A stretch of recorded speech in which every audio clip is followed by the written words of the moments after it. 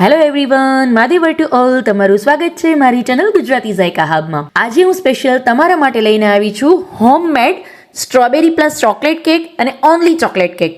બે જાતની અલગ અલગ કેક લઈને આવી છું તમારા માટે, અને સાથે સાથે પરફેક્ટ કેકનો સ્પોન્જ પણ, કે કઈ રીતે બને છે, મેઝરમેન્ટમાં તમે બિલકુલ ગડબડ ન થાય એના માટે પરફેક્ટ સ્પોન્જ કઈ રીતે બનશે એ પણ તમને જરૂરથી શીખવીશ. નહીં બેકિંગ પાવડર, નહીં baking soda, without baking powder, without baking soda પણ પરફેક્ટ તમારો સ્પોન્જ બનીને રેડી થઈ જશે. અને આ આઈસિંગ પણ તમને આજે હું શીખવવાની છું કે કઈ રીતે બનશે. તમે ઘરે જ પોતાનું વ્હિપિંગ ક્રીમ બનાવી શકશો અને એનો આ રીતે ગાર્નિશ પણ કરી શકશો. તો કઈ રીતે કરશો સ્ટેપ બાય સ્ટેપ તમને જરૂરથી બતાવીશ. અને જોઈ લો ફ્રેન્ડ્સ, મેં આ ફર્સ્ટ ટાઈમ કેકનું ગાર્નિશિંગ આ રીતે ઘરે કરેલું છે. જો ફર્સ્ટ ટાઈમમાં આટલું સરસ ગાર્નિશિંગ હું કરી શકતી હોઉં તો તમે પણ ઇઝીલી કરી શકશો. માટે જરૂરથી વિડીયો લાસ્ટ સુધી જોજો, વચ્ચેથી સ્કીપ ન કરશો. ફટાફટ જોઈ લઈએ આ બંને કેક કઈ રીતે બને છે, chocolate cake plus chocolate and strawberry cake.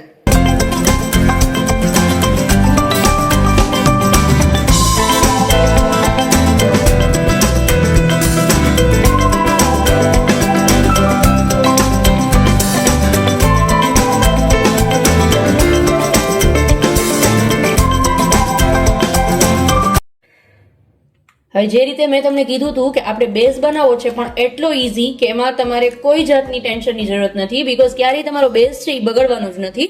તો તમે જે સ્પોન્જ બનાવો છો કેકનું, એના માટે અત્યારે હું પાર્લેજી બિસ્કિટનો યુઝ કરું છું. અત્યારે આની અંદર હું 3 પેકેટ જેટલા પાર્લેજી બિસ્કિટ સૌથી પહેલા એડ કરી દઈશ.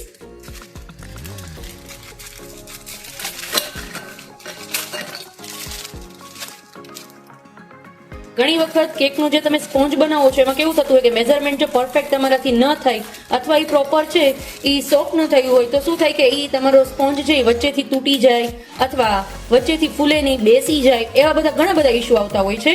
કાં વધુ પડતું પ્રમાણે તમારાથી બેકિંગ સોડા અથવા બેકિંગ પાવડર પડી ગયો હોય તો ટેસ્ટમાં પણ બહુ મજા નથી આવતી.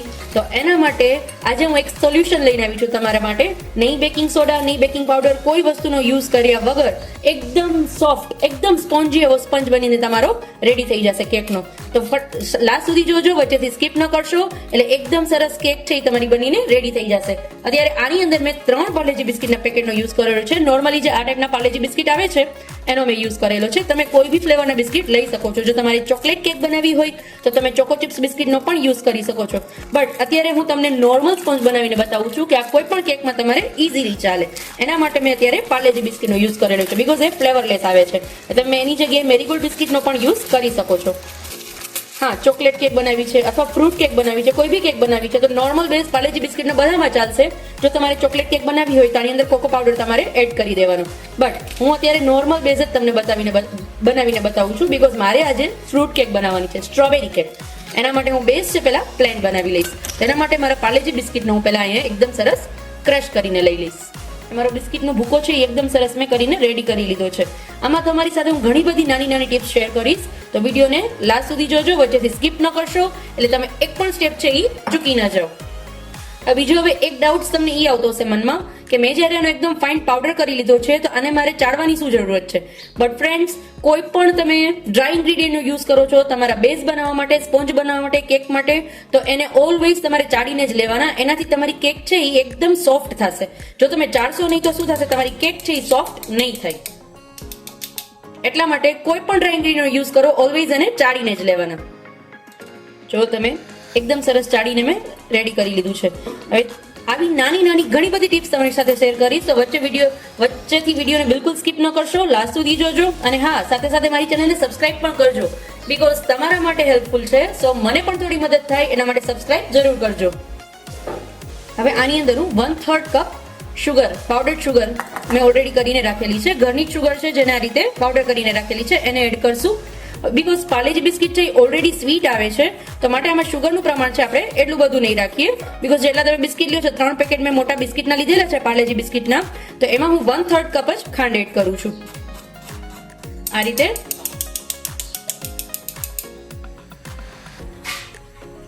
આને ડ્રાય ઇન્ગ્રીડિયન્ટ એકદમ સરસ પહેલા મિક્સ કરી લેશું. આમાં નહીં તમારે ઓઇલની જરૂર પડે, નહીં બટરની જરૂર પડે, નહીં એગની જરૂર પડે, કોઈ બી વસ્તુની જરૂર નહીં પડે, છતાં પણ એકદમ સરસ સ્પોન્જી ને ફ્લફી કેક બનીને તમારો રેડી થઈ જશે. ખૂબ જ ઝડપથી બની જશે અને સાથે સાથે ખૂબ જ ઓછા ઇન્ગ્રીડિયન્ટથી પણ એટલો સરસ કેક બનશે તમારો કે ઓલવેઝ તમે ફટાફટ કેક બનાવી લેશો. જ્યારે પણ તમને કેકની ક્રેવિંગ થશે અથવા કોઈનું ઓકેશન પર બર્થડે છે, એનિવર્સરી છે, તો તમે ઇઝીલી ઘરે કેક બનાવી શકશો. તો વચ્ચેથી વિડીયોને સ્કીપ ન કરશો, લાસ્ટ સુધી જોજો. અને આજે તમને સાથે સાથે હું આઈસિંગ કરીને પણ બતાવવાની છું કે કઈ રીતે કેકનું આઈસિંગ પણ આપણે કરશું. હવે આના માટે અત્યારે હું હાફ કપ જેટલું મિલ્ક લઉં છું. મિલ્ક તમારે જરૂર પડે એ રીતે લેવાનું. અત્યારે આની અંદર હું એડ કરી અને એને વિસ્કરની મદદથી વિસ્ક કરતી જઈશ. એક સાથે મિલ્ક એડ નથી કરી દેતા, આપણે થોડા થોડા પ્રમાણમાં મિલ્ક એડ કરશું અને એકદમ સરસ મિક્સ કરી લેશું.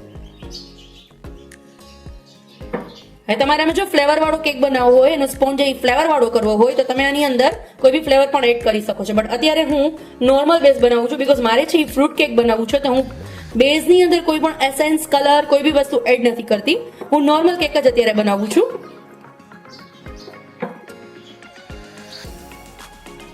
મારે અત્યારે સ્ટ્રોબેરી કેક, ફ્રૂટ કેક બનાવવાનું છે, તો હું આની અંદર red food colour, red strawberry essence બધું એડ કરી શકું છું. બટ તમને હું નોર્મલ સ્પોન્જ બનાવીને બતાવું છું, એટલા માટે હું આની અંદર કોઈ બી વસ્તુ એડ નથી કરતી.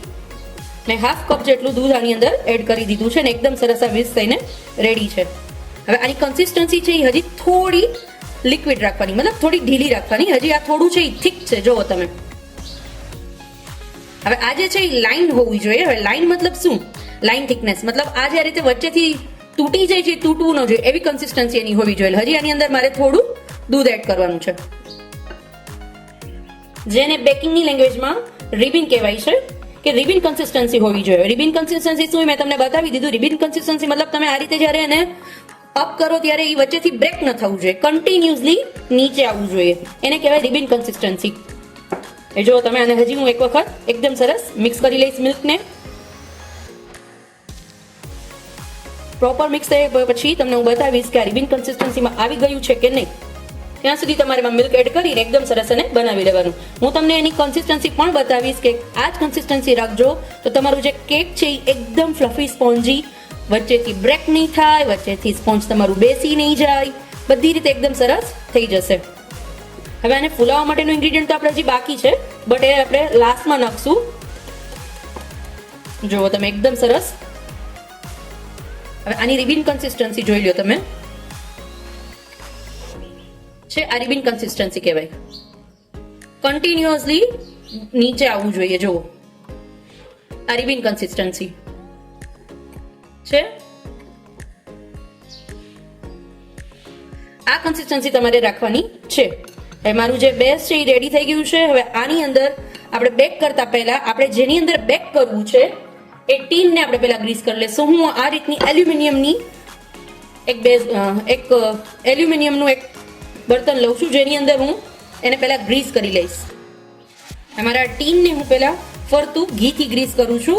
હવે આની અંદર તમને જો ઘીનો ટેસ્ટ ન ભાવતો હોય, બીકોઝ ઘીની છે એ ફ્લેવર ઇન્હેન્સ થઈને આવશે તમારા કેકની અંદર, પણ જો તમને એ પસંદ ન હોય તો તમારે આની અંદર ફ્લેવરલેસ ઓઇલ કોઈ બી, ફોર એક્ઝામ્પલ સનફ્લાવર ઓઇલ છે તો એ ફ્લેવરલેસ આવે છે, તો તમે એ પણ ગ્રીસ કરી શકો છો. અને જો તમારી પાસે બટર પેપર હોય તો તમે બેઝ પર એ પણ લગાવી શકો છો. પણ અત્યારે તમને હું બટર પેપર વગર બતાવું છું કે કઈ રીતે બટર પેપર વગર પણ તમે ઇઝીલી કેક છે એ તમારી ડિમોલ્ડ કરી શકશો. તો એના માટે હું ફરતું પહેલા ઘીથી એને એકદમ સરસ ગ્રીસ કરી લઈશ બધી સાઈડ, ક્યાંય પણ બાકી ન રહેવું જોઈએ. એટલે એકદમ સરસ ફરતું પહેલા ગ્રીસ કરી લેવાનું આ રીતે બધી સાઈડ. હવે એની ઉપર હું થોડો એવો કોરો મેંદો છે ડસ્ટ કરીશ.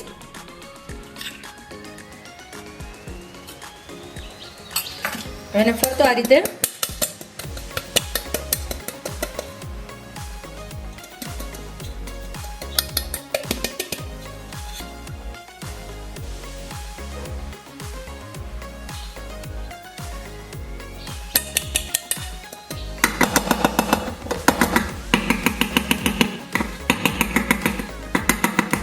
આ રીતે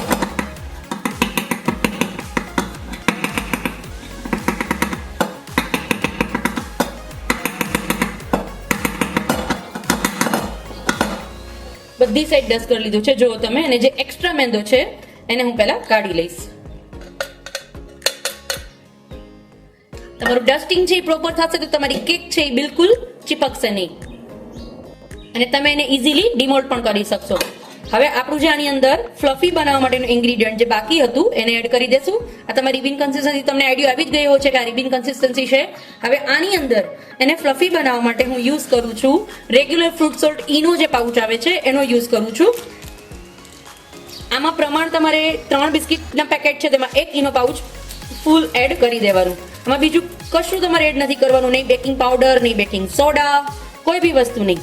અને એકદમ સરસ એને મિક્સ કરી દેવાનું. હવે ઈનો નાખ્યા પછી આમાં 2 ચમચી જેટલું ખાલી મિલ્ક એડ કરશું આપણે. વધારે નથી એડ કરવાનું, ઢીલું નથી કરી લેવાનું, પણ ખાલી ઈનોને એકદમ સરસ એમાં સેટ થઈ જાય, મિક્સ થઈ જાય એના માટે હું 2 ચમચી જેટલું દૂધ એડ કરું છું ને એકદમ સરસ એને મિક્સ કરી લઈશ પહેલા. એકદમ સરસ. જો મારું એકદમ સરસ મિક્સ થઈને રેડી છે એકદમ સરસ રિબિન કન્સિસ્ટન્સી. હવે આને હું મારા ટીન મોલ્ડની અંદર ટ્રાન્સફર કરી લઈશ.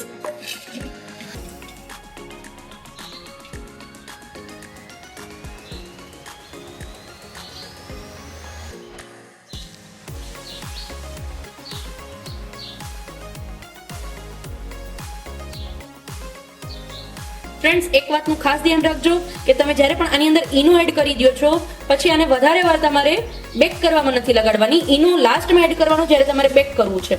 ઈનો નાખ્યા પછી તરત જ એને વિધિન 1 યા 2 મિનિટ્સની અંદર તમારે એને બેક કરવા માટે મૂકી દેવાનું છે.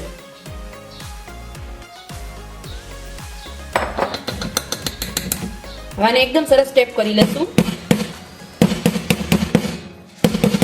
એટલે આમાં જેટલા પણ એક્સ્ટ્રા એર બબલ હશે એ બધા રિમૂવ થઈ જશે અને ઇક્વલી સ્પ્રેડ થઈ જશે. હવે આને હું 180 ડિગ્રી ઉપર 6 to 7 મિનિટ માટે બેક કરી લઈશ માઇક્રોવેવની અંદર.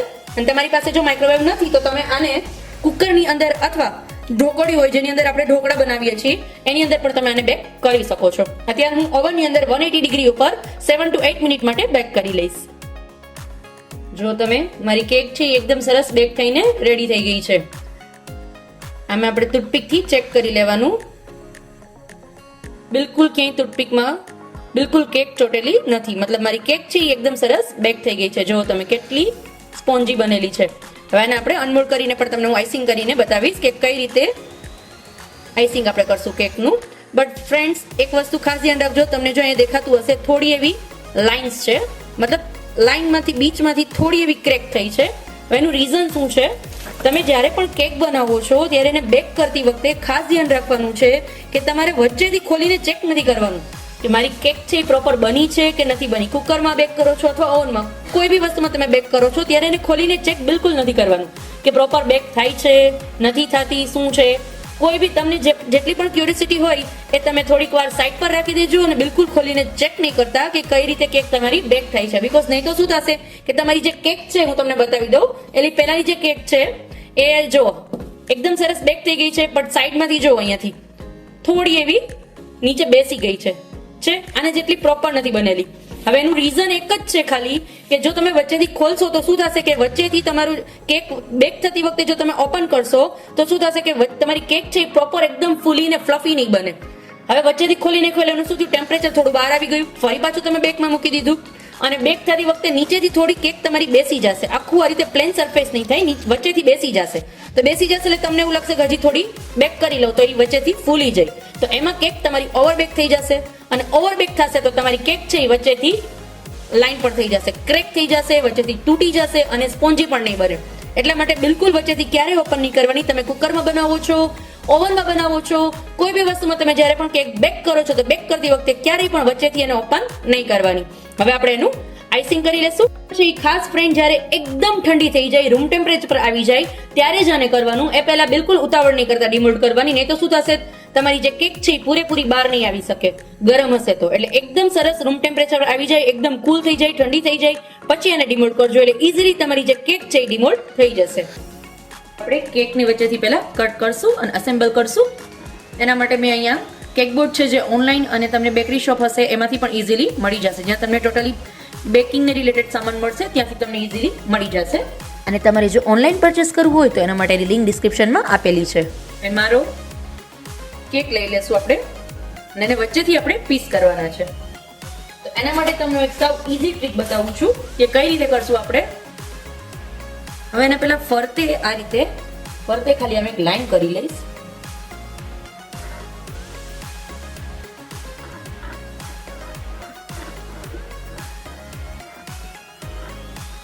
આ રીતે હવે એને આપણી પાસે જે રીલ હોય છે દોરો એની મદદથી એને હું કટ કરીશ. એ લાઈન ઉપર દોરો રાખી દઈશ પહેલા ઇક્વલી અને હળવે હાથે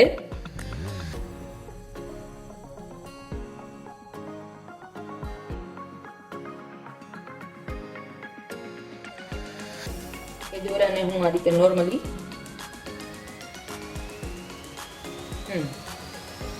જો તમે મારી કેક છે ઇઝીલી કટ થઈ ગઈ છે એકદમ સરસ ડિલિશિયસ છે. એકદમ ઇઝીલી તમે કેક કટ કરી શકશો, નહીં તમારે તૂટવાનું કે વચ્ચેથી કંઈ પણ ખરાબ થવાનો ડર રહે. હવે આપણે આઈસિંગ બનાવવા માટે સૌથી પહેલા આ રીતનું હું ડિલાઇટનું જે રેડીમેડ માર્કેટમાં તમને મળે છે વિપિંગ ક્રીમ ટોપિંગ આવે છે એ લઈ લેશું.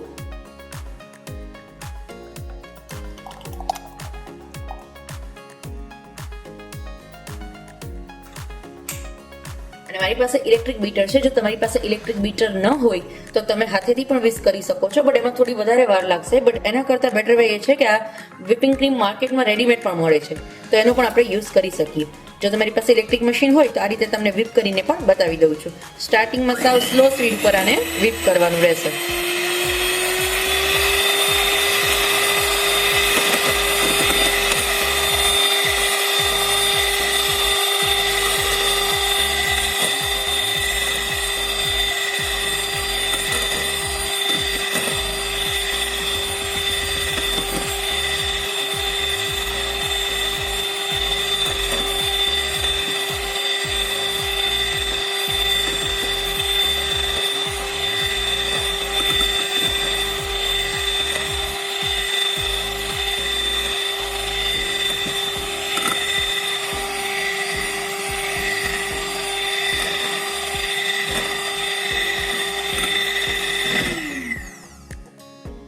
થોડું થીક થઈ ગયું છે. હવે આને સ્પીડ થોડી વધારશું, ધીરે ધીરે હાઈ ફ્લેમ પર એને સ્પીડ કરી લેશું.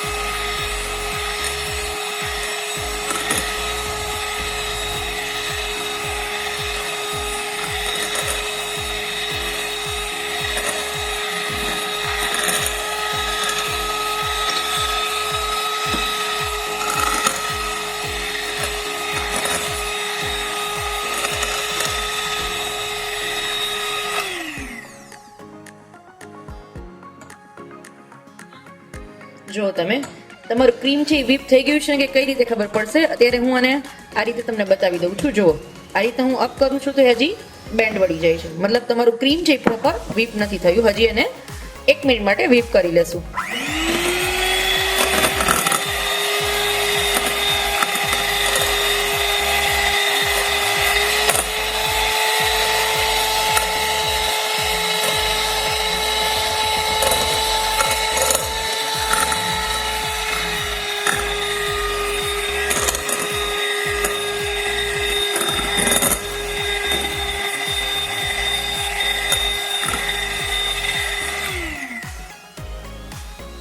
જો હવે આ રીતે એને હું અપ કરીશ તો એ સ્ટેબલ રહેશે છે. મતલબ તમારું ક્રીમ છે એ વીપ થઈને રેડી છે. એક બીજી ટ્રીક છે, આ મારું જે ક્રીમ છે એને જો હું આખું ઉલટું કરી નાખીશ તો બિલકુલ પણ પડશે નહીં નીચે. મતલબ તમારું ક્રીમ છે એ પ્રોપર વીપ થઈ ગયું છે. હવે મારું જે વિપ કરેલું ક્રીમ છે એમાંથી હું થોડો પોર્શન પહેલાં વિપ ક્રીમ અલગ કરીશ અને એની અંદર મેં ડાર્ક ચોકલેટ જે મેલ્ટ કરીને રાખેલી છે એને આની અંદર હું એડ કરી દઈશ અને એકદમ સરસ ડાર્ક ચોકલેટ પહેલાં એમાં મિક્સ કરી લઈશ. બિકોઝ અત્યારે હું છે એ ચોકલેટ પ્લસ સ્ટ્રોબેરી કેક બનાવું છું. ઓનલી સ્ટ્રોબેરી ફ્લેવર નહીં, બટ એમાં સાથે ચોકલેટ પણ ફ્લેવરમાં હું એડ કરું છું. એટલા માટે હું વ્હીપ ક્રીમની અંદર થોડી મેલ્ટેડ ડાર્ક ચોકલેટ એડ કરું છું. અને હવે બરાબર મારા ડાર્ક ચોકલેટને વ્હીપિંગ ક્રીમની અંદર પ્રોપર મિક્સ કરી લઈશ અને કોઈ પણ એક ગ્લાસની અંદર મારે આ રીતે પાઇપિંગ બેગ એની અંદર પહેલાં ઉતારી લેશું અને એની અંદર પછી ક્રીમ ફિલ કરશું. જો તમે પ્રોપર આ રીતે તમારે આની અંદર પહેલાં વ્હીપિંગ ક્રીમ ફિલ કરી દેવાનું અને પાઇપિંગ બેગને એકદમ સરસ સ્ટેપ કરી અને બધું ક્રીમ એકદમ સરસ પાઇપિંગ બેગને ઉપરથી રબર લગાવી દેવાનું. એટલે તમારું જે ક્રીમ છે એ પ્રેસ કરતી વખતે બહાર ના નીકળી જાય. એટલા માટે ઉપર એને રબર લગાવી દેવાનું અને નીચે થોડું એમથું એવું કાતરની મદદથી કટ કરી લેવાનું. અને હવે જ્યારે પણ તમે તમારી કેક પર જ્યારે પણ મિડલમાં ક્રીમ લગાવો છો તો એ પહેલાં ઓલવેઝ તમારા કેકને સુગર સિરપથી કોટ કરવાનું. એ સુગર સિરપ એટલા માટે જરૂરી છે બિકોઝ કેક છે ત્યારે તમારી કમ્પ્લીટ બની જશે અને તમે સેટ કરવા માટે એને 4 to 5 અવર્સ માટે ફ્રીઝમાં રાખશો તો ત્યારે તમારું જે સ્પોન્જ છે એ એકદમ હાર્ડ બની જશે. હવે એ હાર્ડ ન બને એના માટે સુગર સિરપથી બધા પાર્ટ્સને તમારે ફૂલ્લી તમારે એને કવર કરવાના. હવે શુગર સિરપ કઈ રીતે બને છે? ઓનલી તમારે ખાંડમાં પાણી એકદમ તમારું જ્યારે ખાંડની પાણી છે એ ઓગળી જાય, મેલ્ટ થઈ જાય ખાંડ તમારી, એ પાણીને તમે સુગર સિરપ તરીકે યુઝ કરી શકો છો. હવે એ જ પાણીને હું બોટલમાં આ રીતે સ્પ્રે બોટલમાં ફિલ કરી અને ફૂલ મારા કેકની ઉપર શુગર સિરપ પહેલાં કોટ કરી લઈશ. અને પછી આ રીતે રાઉન્ડ કરતાં તમારે પાઇપિંગ બેગમાં તમે જે ચોકલેટ ફિલિંગ ભરેલું છે એને આ રીતે લગાવી લેશું અને ચપ્પુની મદદથી નોર્મલી એને સ્પ્રેડ કરી લેશું. અને એ પછી મારે મેઇન જે છે સ્ટ્રોબેરી ફ્લેવરની કેક બનાવી છે તો એના માટે મેં સ્ટ્રોબેરી ગેનાશ પહેલાં ઓલરેડી બનાવીને રાખેલું છે. હવે આ સ્ટ્રોબેરી ફ્રૂટ ક્રશ કઈ રીતે બને છે જો તમારે શીખવું હોય તો કમેન્ટ મને જરૂરથી કરજો. હું તમને બતાવીશ કે સ્ટ્રોબેરી ક્રશ કઈ રીતે બને છે. માર્કેટમાં પણ ઇઝીલી મળે છે બટ મારે મારા કેકનો છે એ ફ્રેશ ફ્લેવર લેવો હતો એટલા માટે મેં ફ્રેશ સ્ટ્રોબેરીનો યુઝ કરી અને સ્ટ્રોબેરી ક્રશ ઘરે બનાવેલું છે. અને સેમ આ જ ટેકનિક ફોલો કરતાં મારા બધા કેકના લેયર્સ છે હું આ રીતે અસેમ્બલ કરી લઈશ. મેં મિનિમમ અત્યારે 4 લેયર્સ રાખેલા છે. તમારે જો એનાથી વધારે રાખવા હોય અથવા ઓછા રાખવા હોય એઝ ડિપેન્ડ ઓન યુ. હવે મારા બધા પાર્ટ્સ મેં અસેમ્બલ કરી લીધા છે અને એક બીજા પેકિંગ બેગની અંદર મારું જે વ્હાઇટ ટોપિંગ ક્રીમ હતું એને મેં ફિલ કરી લીધું છે અને આ રીતે ટર્ન ટેબલ રોટેટ કરતી જઈશ અને રાઉન્ડમાં મારું વ્હીપિંગ ક્રીમ છે એ એડ કરતી જઈશ. સૌથી પહેલાં ટોપ પર હું મારું વ્હીપિંગ ક્રીમ ફૂલ્લી અસેમ્બલ કરી લઈશ એન્ડ હવે એને પેલેટ નાઇફની મદદથી હું એકદમ સ્મૂથ કરી લઈશ. Look at this. સેમ આ જ રીતે તમે કરજો. ફર્સ્ટ ટાઈમ તમે પેલેટ નાઇફ પકડો છો તો તમે એંગલ જોઈ લો. આ એંગલથી તમે એને આ રીતે સ્મૂથ કરી શકો છો. જો તમે વધારે પ્રેસ આપશો, પ્રેશરથી કરશો તો શું થશે? તમારું જે બધું ક્રીમ છે એ પેલેટ નાઇફ ઉપર આવી જશે. એટલે તમારે એકદમ પ્રેસ કરીને એને તમારે સ્મૂથ નથી કરવાનું, સાવ લાઇટલી પકડવાનું છે અને ખાલી એમાં તમારે ટચ જ કરાવવાનું છે. પેલેટ નાઇફ તમારું ક્રીમની ઉપર ખાલી ટચ કરાવશો અને ટેબલ રોટેટ કરશો એટલે ઇઝીલી ઓટોમેટિકલી સ્મૂથ થઈ જશે. એન્ડ હવે સેમ એ જ ટેકનિકથી નીચે પણ આપણે પાઇપિંગ બેગની મદદથી ક્રીમ ફિલ કરી લેશું. હવે હું 3 લેયરમાં કેક બનાવું છું 3 શેડની અંદર. સૌથી પહેલાં ઉપર છે વ્હાઇટ પોર્શન આવશે, પછી મિડલમાં છે એ લાઇટ પિંક અને લાસ્ટમાં છે એ ડાર્ક પિંક. તો મેં નોર્મલી શું કરેલું છે, નોર્મલ જે વ્હીપિંગ ક્રીમ છે એ ઉપર વ્હાઇટ પોર્શન મેં લગાવી લીધો છે. મિડલમાં છે એ સાવ lightly pink colour food colour આવે છે, પિંક જેલ કલર એમ એડ કરેલો છે અને લાસ્ટમાં છે એ થોડો આમ થયો dark pink gel colour add કરેલો છે. અને ક્રીમને પ્રોપર મિક્સ કરીને પાઇપિંગ બેગમાં ફિલ કરીને સેમ આ જ રીતે તમને બતાવ્યું એવી રીતે ફૂલ્લી મેં અસેમ્બલ કરી લીધું છે. હવે એને પેલેટ નાઇફની મદદથી સ્મૂથ કરી લેશું. હવે પેલેટ નાઇફ જ્યારે તમે નીચેનો પોર્શન તમારો સ્મૂથ કરો છો પેલેટ નાઇફની મદદથી તો એનો એંગલ છે એ 45 ડિગ્રી પર રાખવાનો. 90 ડિગ્રી પર એંગલ રાખશો ને તો શું થશે કે તમારું જે ક્રીમ છે એ બધું પેલેટ નાઇફ ઉપર આવી જશે. એટલે 45 degree lightly cross, 45 degree means cross રાખી અને તમે પેલેટ નાઇફને પકડી રાખવાનું અને ટર્ન ટેબલ રોટેટ કરતા જાજો એટલે ઇઝીલી તમારું જે નીચેનો બેઝ છે એ પણ સ્મૂથ થઈ જશે. એન્ડ હવે પ્રોપર સ્મૂથ થઈ ગયા પછી પાઇપિંગ બેગની અંદર મેલ્ટેડ ચોકલેટ ફિલ કરી અને એને આ રીતે ઉપરથી હાફ પોર્શનમાં હું મેલ્ટેડ ચોકલેટથી કવર કોટ કર્યું છું. બિકોઝ મેં ચોકલેટ પ્લસ સ્ટ્રોબેરી કેક બનાવેલી છે તો એટલા માટે હાફ પોર્શનમાં હું ચોકલેટ આ રીતે સ્પ્રેડ કરી લઈશ. હવે ડેકોરેશન તમારે મુતાબિક તમને જેવું પણ પસંદ હોય એવું તમે ક્રિએટિવ કરી શકો છો. બટ અત્યારે હું સિમ્પલ હાફ પોર્શનમાં ચોકલેટ અને હાફ પોર્શનમાં સ્ટ્રોબેરી આઈસિંગથી ડેકોરેટ કરીશ. એન્ડ મારી જે ઉપરની જે ચોકલેટ્સ છે એને હું પેલેટ નાઇફની મદદથી સ્મૂથ કરી લઈશ એટલે એનો લુક છે એ એકદમ સરસ આવે.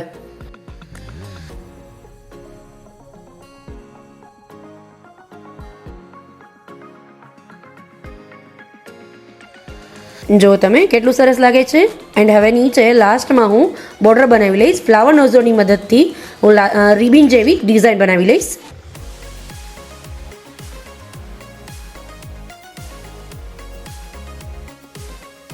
એન્ડ હવે ઉપર ટોપમાં હું ડાર્ક લાઇટ પિંક કલરથી નાના મોટા સ્ટાર બનાવી અને ડેકોરેટ કરી લઈશ.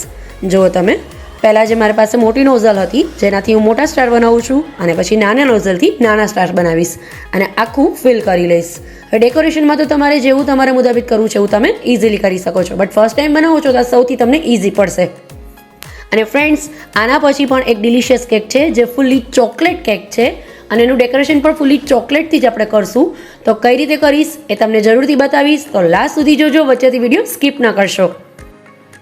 તો રેડી છે આપણી એકદમ ડિલિશિયસ લુક આપતી એવી ઘરની બનાવેલી fruit cake, strawberry plus chocolate cake. હવે આને ઉપરથી હજી થોડું ડેકોરેટ બનાવવા માટે હું સ્પ્રિંકલ્સ આવે છે, આ રીતના સ્પ્રિંકલ્સ બોલ્સ છે મારી પાસે સિલ્વર કલરના, એનાથી એને હું ડેકોરેટ કરીશ. આ સ્પ્રિંકલ્સ બોલ્સ તમને કોઈ બી બેકરી શોપ અથવા કેક શોપ જ્યાં તમે કેકનું ટોટલ મટીરિયલ્સ મળતું હોય ત્યાંથી ઇઝીલી મળી જશે. અને જો તમારે ઓનલાઈન પરચેસ કરવા હોય તો એની લિંક ડિસ્ક્રિપ્શનમાં આપી દઉં છું. અને મારો નીચેનો જે વ્હાઇટ પોર્શન બાકી જે પાર્ટ છે, એક સાઈડ ચોકલેટ છે અને બીજી સાઈડ જે વ્હાઇટ પ્લેન છે એની અંદર આ રીતે નાના નાના રેમ્બો સ્પ્રિંકલ્સ આવે છે જેનાથી એને હું ડેકોરેટ કરીશ. આ રીતે સ્પ્રિંકલ્સને કેક પર લગાવી દઈશ. તો જુઓ તમે, રેડી છે મારી ચોકલેટ પ્લસ સ્ટ્રોબેરી કેક. અને હવે આપણે ઓનલી ચોકલેટ કેક પણ બનાવી લઈએ. તો ચાલો શરૂ કરીએ. એના માટે પણ સેમ એ જ પ્રોસેસથી કેકના અલગ અલગ લેયર્સને અસેમ્બલ કરવા માટે સૌથી પહેલાં એને શુગર સિરપથી કોટ કરશું અને ફરી એની ઉપરથી આપણે ચોકલેટ ક્રીમ લગાવશું. હોય ચોકલેટ ક્રીમ માટે મેં ઓલરેડી જે આઈસિંગ માટે વિપિંગ ક્રીમ વિપ કરેલો હતું, એ વ્હાઇટ વિપિંગ ક્રીમની અંદર કોકો પાવડર પ્લસમાં ચોકલેટ એસેન્સ નાખેલું છે, જેનાથી મેં મારું ચોકલેટ ક્રીમ બનાવીને રેડી કરેલું છે. એને આ રીતે હું કેકની ઉપર અસેમ્બલ કરી લઈશ અને પેલેટ નાઇફની મદદથી એને ઉપર નીચે બધી સાઈડથી સ્મૂથ કરી લેશું. અને લાસ્ટમાં સ્કેપરની મદદથી આ રીતે હું લાઇન પણ આપી દઈશ નીચે. એન્ડ હવે લાસ્ટમાં એને હું ચોકલેટ ટફલથી ગાર્નિશ કરી લઈશ. ચોકલેટ ટફલ પણ તમે ઇઝીલી ઘરે બનાવી શકશો. એના માટે નોર્મલી તમારે જે ડાર્ક ચોકલેટ અથવા ડેરી મિલ્ક ચોકલેટ કોઈ બી ચોકલેટ છે એને મેલ્ટ કરવાની અને મેલ્ટ કર્યા પછી એની અંદર વાર્મ મિલ્ક મતલબ કે ગરમ દૂધ એની અંદર એડ કરવાનું અને એકદમ સરસ મિક્સ કરી લેવાનું. સાવ લિક્વિડ કન્સિસ્ટન્સી તમારે નથી રાખવાની, થોડું આમ એવું થીક થોડી અમથી પોર્શનમાં ડાર્ક ચોકલેટની અંદર તમારે થોડું અમથું એવું મતલબ 4 થી 5 ચમચી જેટલું ગરમ દૂધ નાખવાનું અને એકદમ સરસ મિક્સ કરી લેવાનું અને એને ઉપર આ રીતે હું કોટ કરી લઈશ. એન્ડ હવે ઉપર ફ્લાવર નોઝલની મદદથી ચોકલેટ ક્રીમના આપણે આ રીતે ફ્લાવર બનાવીને ડેકોરેટ કરી લેશું.